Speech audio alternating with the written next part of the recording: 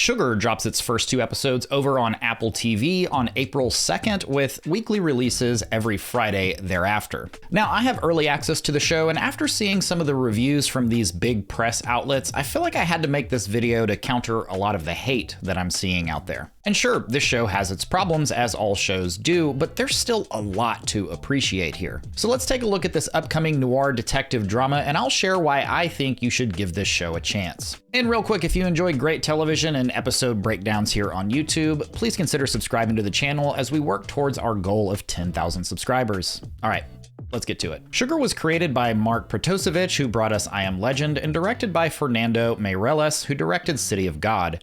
We've also got Adam Arkin directing a few episodes as well. Colin Farrell stars as our lead private investigator, John Sugar, and I personally couldn't get enough of him in this role. I like Colin Farrell anyway, but he brought so much to this John Sugar character that it felt like one of those castings where I can't imagine it being played by anyone else. In supporting roles, we have John Sugar's handler, Ruby, played by Kirby, and a veteran rock artist named Melanie, played by Amy Ryan. And if I had to point to one lacking area in this show, it's going to be the supporting cast. Most of the time, they were just fine, with some scenes suffering from performances that felt more like reading from a script than actually acting. I also personally just can't see Amy Ryan as anyone other than Holly Flax from The Office, so that makes it hard for me to take her seriously here as well. In terms of genre, this is another crime drama with a nice dash of noir, which makes Sugar a refreshing add to the genre, which I feel like we've needed for quite some time.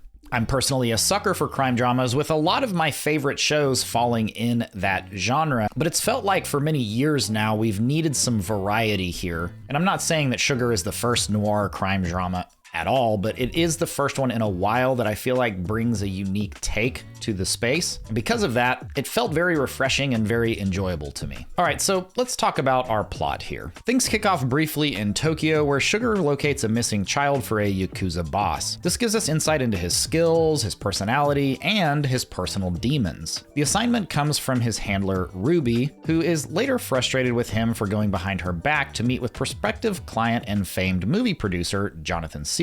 Mr. Siegel wants Sugar to locate his granddaughter Olivia, a recovering drug addict whose latest disappearance appears to be different from her typical benders. John Sugar is primarily excited about this role because he is a major film buff and is a big fan of Jonathan Siegel's films, so he jumps at the opportunity to help him with this case. Now, I will say that most of the critics bashing this show highlight a particular twist in the story that didn't sit well with them. And while I'm not sure if I'll ultimately agree with them, I do think that this show does so many things right that audiences should still give it a watch, particularly if you're a big Colin Farrell fan or just a fan of the crime drama niche. Speaking of Colin Farrell, let's talk about the main character here, John Sugar. Sugar, we quickly learn, is a huge cinephile who loves nothing more than to moon over Jonathan Siegel's great contributions to cinema, and constantly thinks about and references his favorite classics. As Sugar's love for movies become intertwined with the show, things get really interesting. The series often includes scenes from classic films,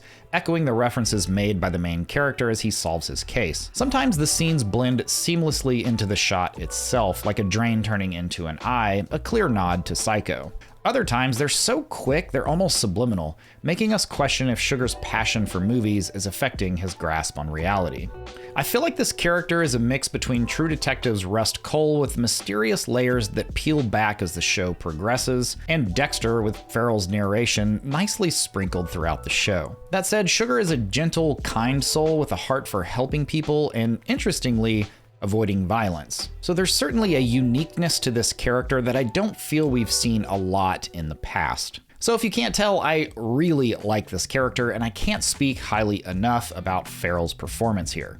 As I mentioned earlier, my appreciation of characters basically stops here though. The other characters are fine, but certainly nowhere near as compelling as Sugar, which I don't know that I really even cared that much because Sugar was so good, I just wanted him on screen as much as possible. Okay, moving on to the production of this show, this is another thing that I just couldn't get enough of. I really enjoyed the use of the black and white scenes in Tokyo, transitioning to the vibrant and glossy shots in LA. Plus the camera work in this show is just fantastic. I'm sort of a sucker for really good cinematography and just bringing a unique take on a pre-existing genre that's been done time and time and time again, such as the crime drama. And I'm certainly not saying that they did things here that have never been done before, but they did do things here that are not often done in this space, which I really, really enjoyed. Overall, the show gives us wonderful variety in look and feel, which really elevates the viewing experience and adds a layer of enjoyment you don't often find in shows these days. All right, so when we look at the crime drama genre, there's no shortage of shows to compare against. What tends to stand out in this space, though, are shows with interesting and layered characters with compelling arcs, matched with an equally intriguing story. For me, I think of shows like True Detective,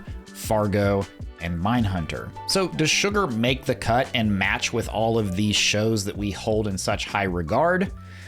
Honestly, probably not, simply because there's not a lot beneath the surface of John Sugar himself. But I am not saying this show should be written off entirely for this fact. Not every show is going to be one of your top 3 favorite shows of all time. I think people, specifically critics, are becoming way too harsh and way too judgmental. And when you get a show that's good or really good and not, perfection, then it's written off as just terrible or bad. I think this show is going to be a solid probably 7 out of 10 on IMDb. It already has pretty decent Rotten Tomato ratings. So yeah, I agree. It probably isn't going to be one of the best crime drama shows ever made, but it's still good. For me, it's well worth the watch, and the mystery is absolutely enough to keep me engaged and watching through to the end. So I absolutely think you should give this show a chance, and if you enjoy it, come back to the channel where I'll be doing weekly breakdowns of the episodes, and we'll work together to see if we can unravel the mystery of the missing girl. That'll do it for me. Thanks for watching. We'll see you next time.